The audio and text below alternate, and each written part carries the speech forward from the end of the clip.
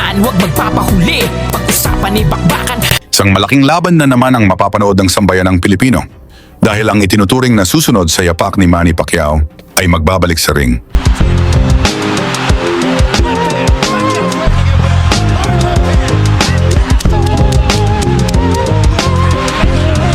Isang halimaw na kapag tumama ang suntok, siguradong may babagsak. Walang nakaligtas, walang umaabot sa scorecards. Down goes Good John. Such thing as being too tough for your own good. Good John getting into a firefight. Doesn't have his legs set. Siya ang tinatawag ng marami na Canelo Alvarez ng Pilipinas. Si Weljon Triggerman Mindoro, ang halimaw ng Zamboanga, Mindanao. Malinis ang kanyang record. Walang talo. Lahat ng laban ay tinapos ng maaga. Isang dominasyon na bihirang makita sa modernong boxing. Ayon pa sa mga eksperto, kaya niyang kumuha ng 30 wins at 30 knockout na walang talo. Hindi niya ginagaya si Manny Pacquiao. Tahimik niyang binubuo ang sarili niyang pangalan. Sa gitna ng gera sa loob ng ring. Sa kasalukuyan, nasa Amerika si Mindoro. Tahimik na naghahanda, pinatitigas ang katawan. Pinapakinis ang kanyang estilo, nakatutok sa mas malaking laban na naghihintay sa kanyang pagbabalik.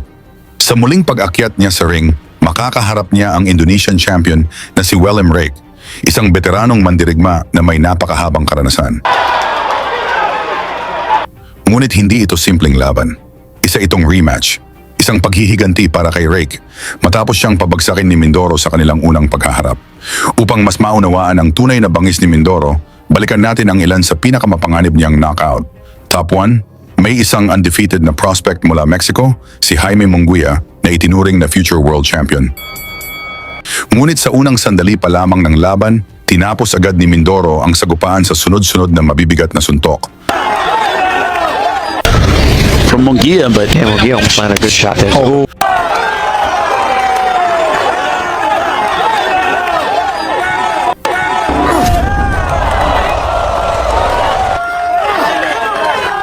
Top 2, sumunod ang isang Brazilian fighter na kilala sa tibay. Si Lucas de Abreu, 2 beses siyang bumagsak bago tuluyang tapusin ng isang overhand right ang laban. Shot down the inside. Right hand. This is over.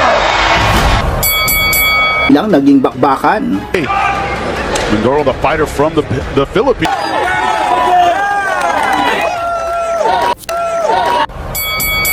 Reason I hear Teddy Atlas, you close your eyes and hit the guy. Oh, big shot, big right hand, and down goes De Abreu. Very, very smart. Oh, couple extra seconds. Mindoro trying to swarm another knockdown.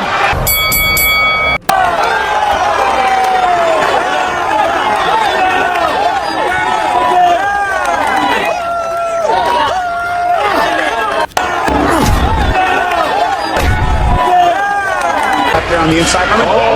Right hand. This is over. Wow. Top 3, si Tyrone Goodjohn mula sa United Kingdom, dumating ang boksingerong tinawag na Tornado. Ngunit sa loob ng ring, paulit-ulit siyang bumagsak hanggang sa maagang itigil ang laban.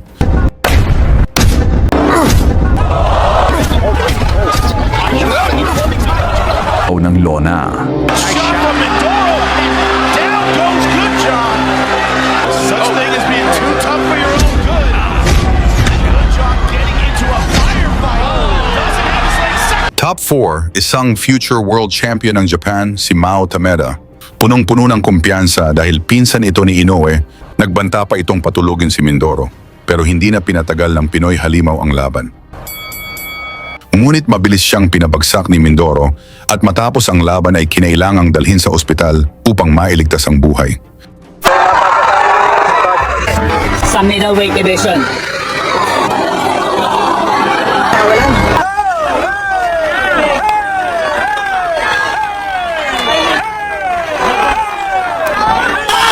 Nice one to kay Mindoro! Abilis na!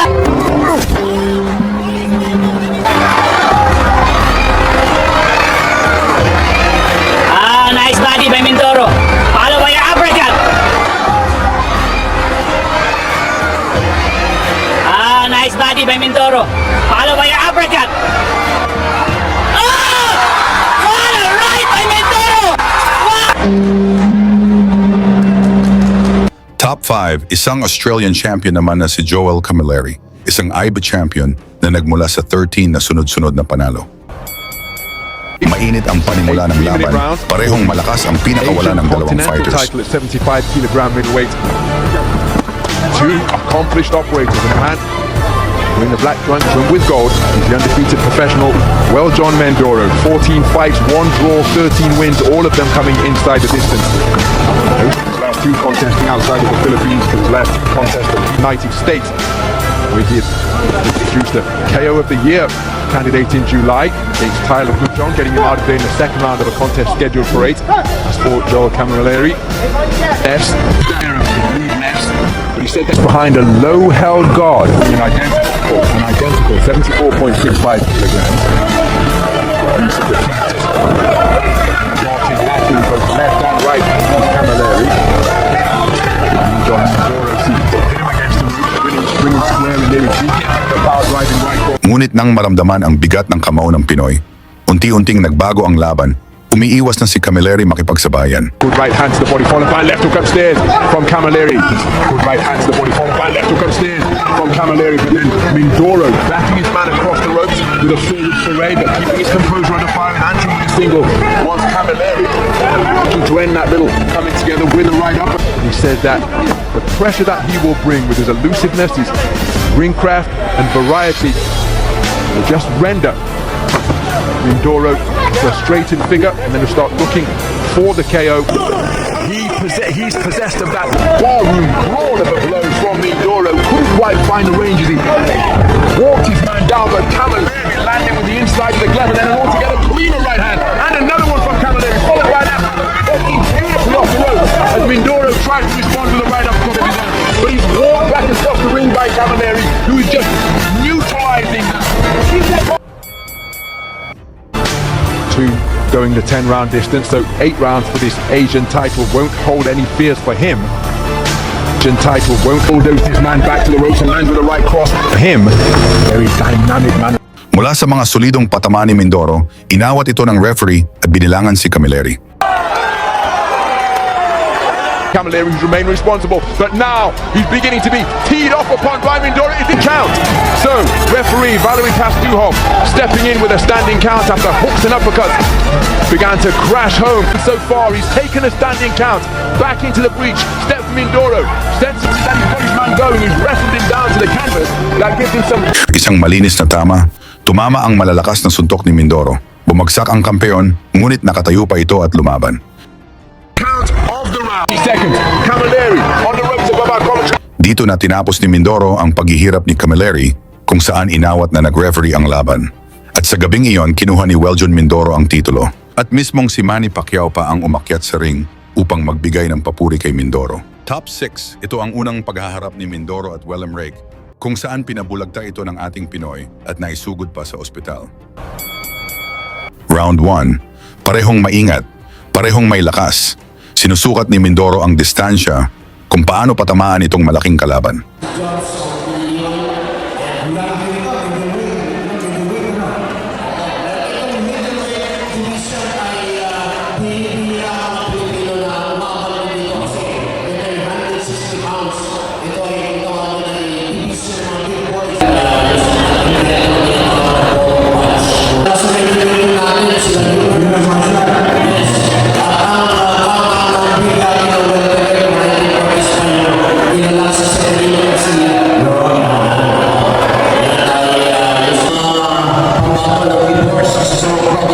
Si Mindoro, si Rimpiri ng Indonesia sa ating main event.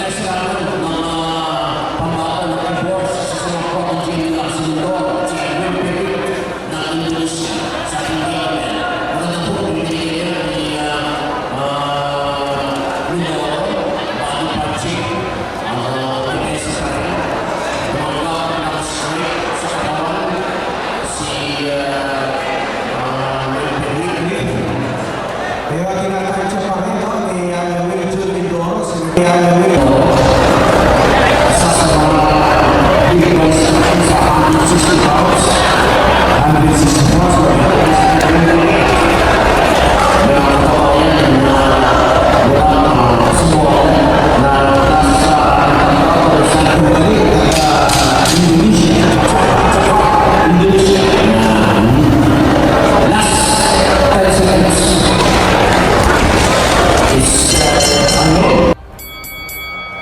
Round 2. Nagsimulang pumasok ang mabigat na kamao ng Pinoy, ngunit matibay si Rake, pero ramdam ang panganib. Sinusunod pa rin na boss na nagkakasan ko sa mundo. Medyo apprehensive siya na makas ang pinagkakit mo na Indonesia. Delivery ang atong second round. Hindi na kakaroon pa rin ng tamaan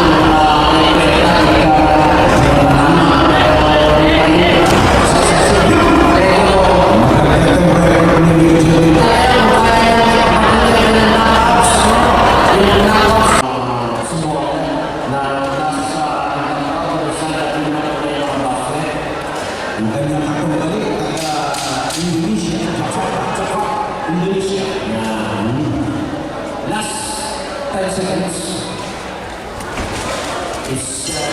Niya, kung makukuha niya 100%. Yes, kung makukuha po niya yung kanyang ikasampung knockout game kung gagawin ito against Wembley ng Japan. Ayun, gandang kombinasyon. Inatan Japan ni Rachel Mindoro. Pinagpaglap.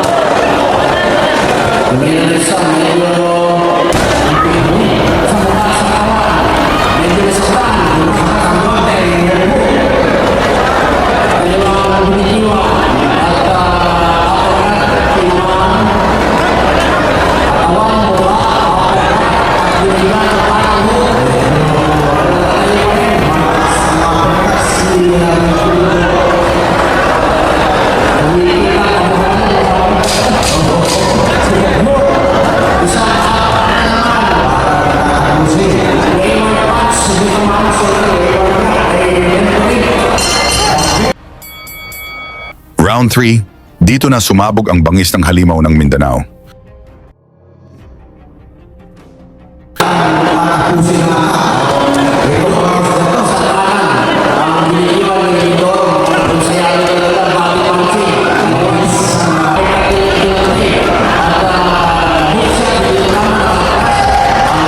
Kaya sa Indonesia yung kakay. Agoy! 9 wins, 9 knockouts.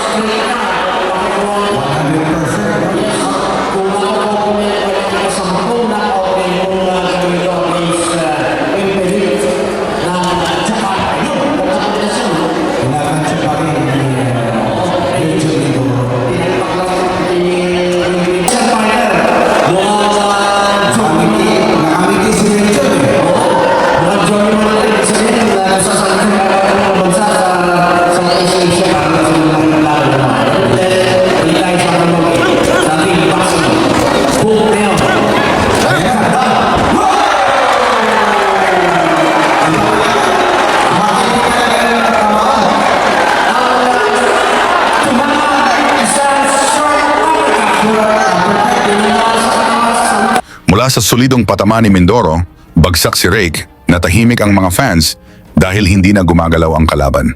At naisugod pa ito sa ospital. Isang babala ito sa buong middleweight division. At ngayon ang tanong, may chance kayang mag-world champion si Mindoro? Pag-usapan natin yan sa baba at isama nyo na ang inyong lugar upang malaman natin saan na umabot ang suporta ng mga Pinoy sa laban ni Mindoro kontra Rake ngayong February 21, 2026. Lagi niyong sundan, huwag magpapahuli. Pag-usapan ni bakbakan, balita niya at laban. Mga Pinoy na di nagpapagapi. Salamat sa mga suporta na lagi nandyan.